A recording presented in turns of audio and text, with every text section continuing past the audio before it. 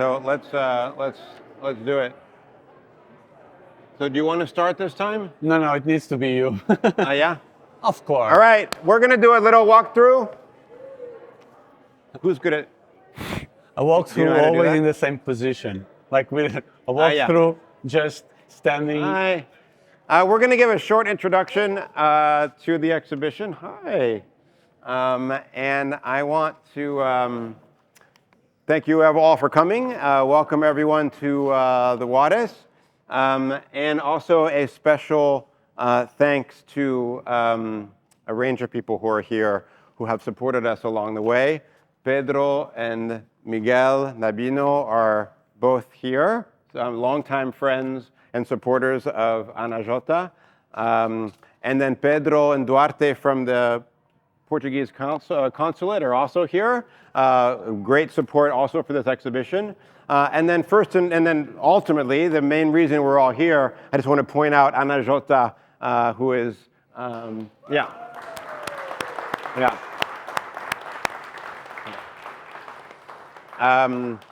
then my co-conspirator here, Miguel Wandschneider, who is a long-term friend of Anna's.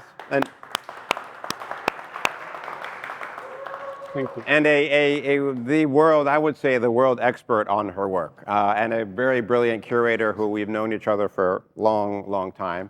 And so we were able to kind of have a long-standing conversation over the course of many years about Anna's work in general, and that led ultimately to this show. And so just to say a few words of introduction. Anna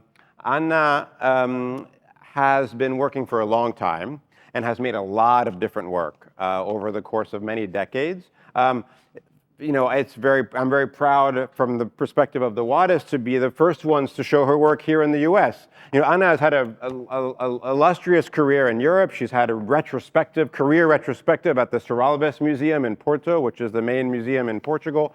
So she is a very well-known, prominent figure, but that work has not made its way over here, and so it's a point of pride from us here at the WADES to be able to introduce an American audience to an amazing figure in Portugal, and a really unique voice. This exhibition really is, Anna over the course of all those years has worked on a very wide range of kind of bodies of work. And she spends a few years working and developing a particular aesthetic vocabulary, and then when she's done with that, she almost deliberately and very self-consciously changes course dramatically and does something that completely doesn't resemble that. Different media, different iconography, different just scale, so she really is someone who is actively trying to not only get rid of this notion of a quote signature style and to have something that people can recognize as being a kind of brand of JOTTA, but really kind of work against how that oftentimes takes over an artist's practice.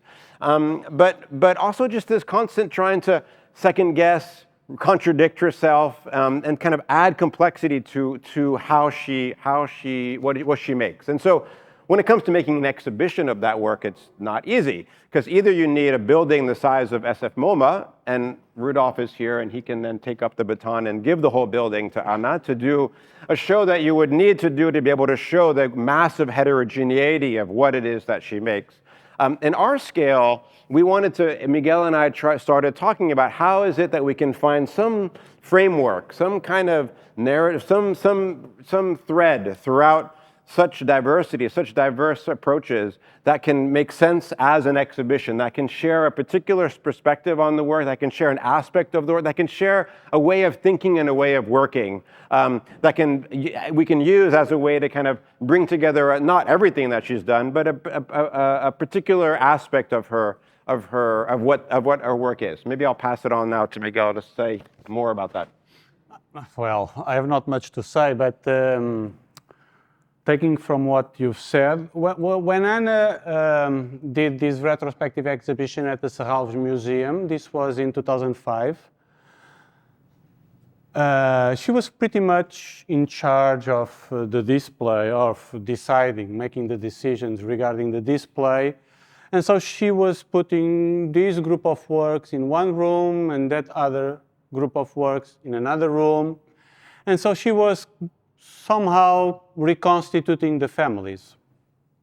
And in 2014, Anna did an exhibition in Lisbon. We did it together.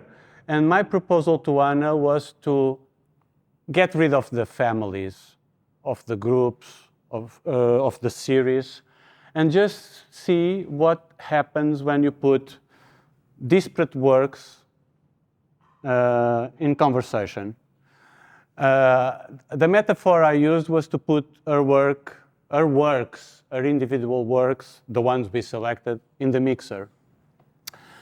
And so in this show, you have an indication of this modus operandi of producing groups of works, like the leather pieces. But for the rest, we have selected individual works without aiming at bringing the whole bunch, the whole family. So, for example, this embroidery and that one were produced in the same period, and they are part of a group of embroideries. Anna, between 93 and 95, was producing mostly embroideries and drawings. These ones are from 93 or 4. Yeah, from the toilet paper.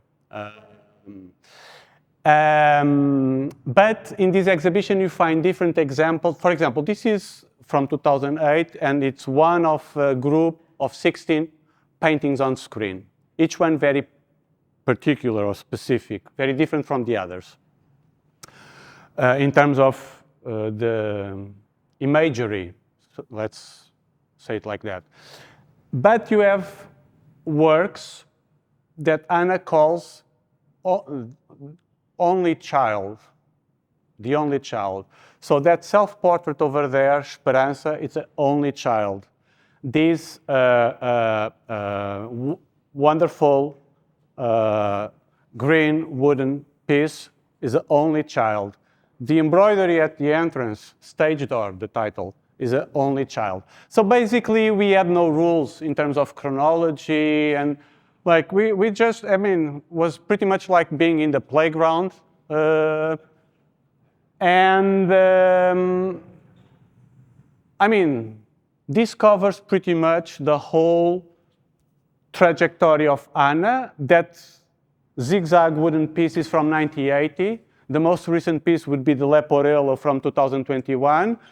But there were no rules to have fun in the playground and to come up with this exhibition. So that's what we did. Let me contradict that in Anna's spirit. There was definitely some guiding principle, as we describe a little bit in this wall introduction, is this notion of drawing. Now, to draw, taken both literally, like crayon on paper, like what we think of as a drawing, but also to make sure that we kind of use drawing as more in a more metaphorical way, or as Miguel put, drawing as a verb, drawing as something, as a way to make, as a way to think. You can draw, literally drawing on a surface, but you can also draw out connections between things that usually are not connected, right? You can draw from the world, meaning take and appropriate, like the logo from the toilet paper brand that Anna pointed to. That's a kind of example of how much of the importance of kind of drawing from the world. You can draw, this notion of lines as obviously something that is throughout this exhibition. Writing is a way of, using lines to create the shape of letters is another form of kind of using the what? And life is also a line? Yeah.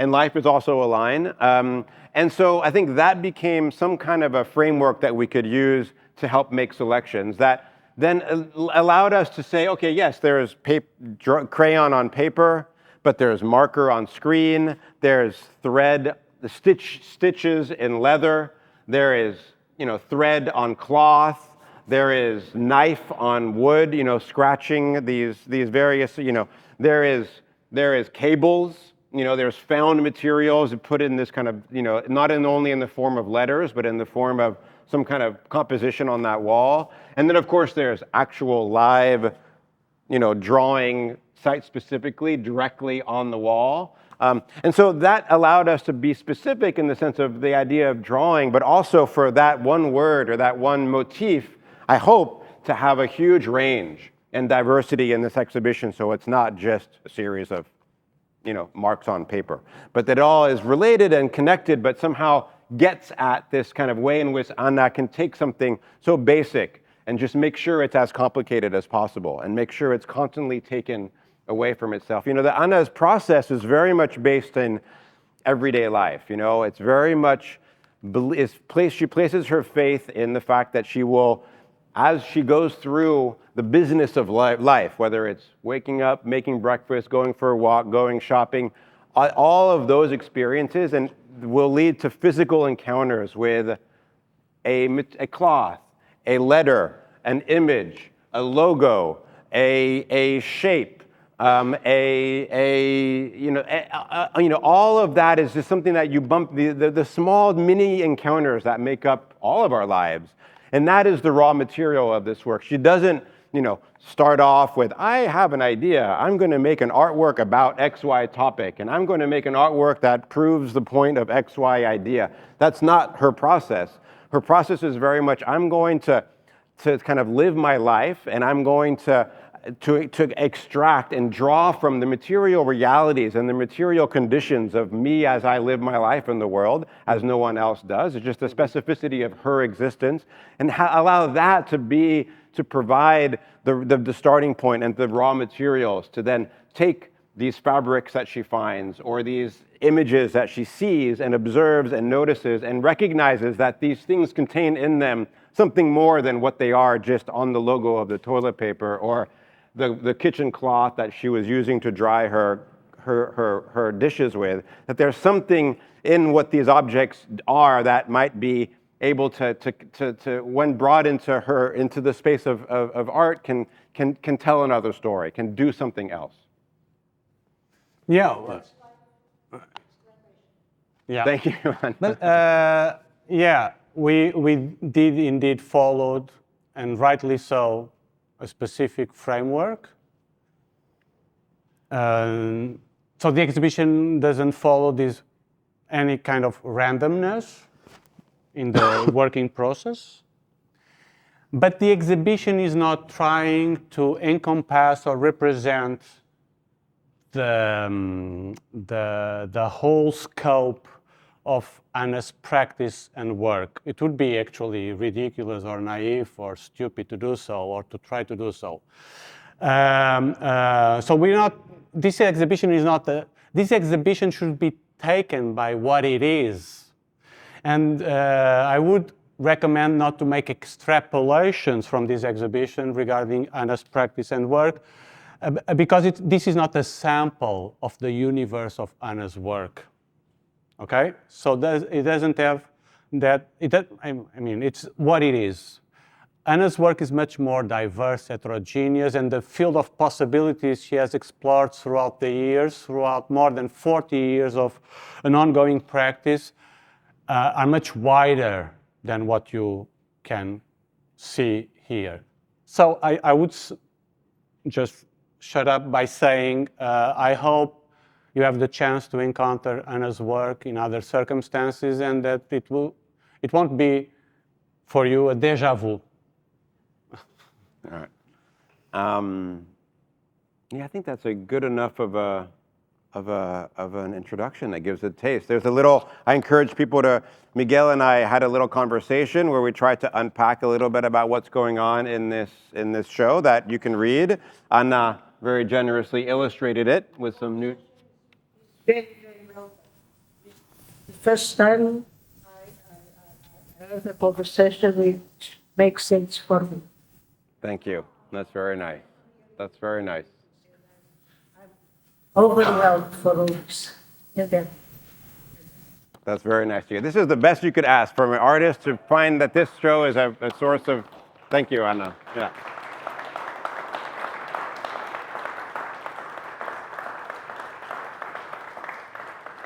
Okay. So that's it. That's it. Have a drink, stick around, and happy to answer any questions about individual things. And Anna is also either here or in there. the bar. Yeah, yeah. Thank you.